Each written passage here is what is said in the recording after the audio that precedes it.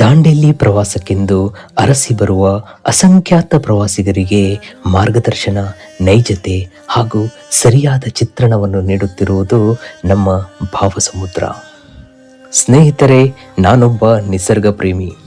ಹುಟ್ಟಿ ಬೆಳೆದಿದ್ದು ಸಹ ದಾಂಡೇಲಿಯಲ್ಲಿನೇ. ಹಾಗಾಗಿ ಇಲ್ಲಿನ ಪ್ರಕೃತಿ ನನ್ನನ್ನು ಬಿಡಲಿಲ್ಲ. ನಿಸರ್ಗದ ನಡುವೆ ಸ್ವರ್ಗವನ್ನೇ ಕಂಡವನು.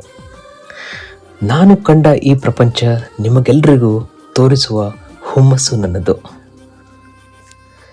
ನನ್ನ ಈ ಹವ್ಯಾಸವೇ ವ್ಯವಹಾರಕ್ಕೆ ಇಳಿದಿದೆ. ಕಳೆದ 1 ವರ್ಷದೊಳಗೆ ಅನೇಕ ಪ್ರವಾಸಿಗರಿಗೆ ಮಾರ್ಗಸೂಚಿಯಾಗಲು, ಒಂದು ನಕ್ಷೆಯಾಗಲು ಕಾರಣವಾಗಿದೆ. ಅಂತರ್ಜಾಲ ತಂತ್ರಜ್ಞಾನ ಎಷ್ಟೇ ಮುಂದುವರೆದರೂ ಮನಸ್ಸಿಗೆ ಬೇಕಿರುವುದು ನೆಮ್ಮದಿ. ಆ ನೆಮ್ಮದಿ ಸಿಗುವುದೇ ನಮ್ಮ ನಾಡಿನಲ್ಲಿ, ಈ ಕಾಡಿನಲ್ಲಿ.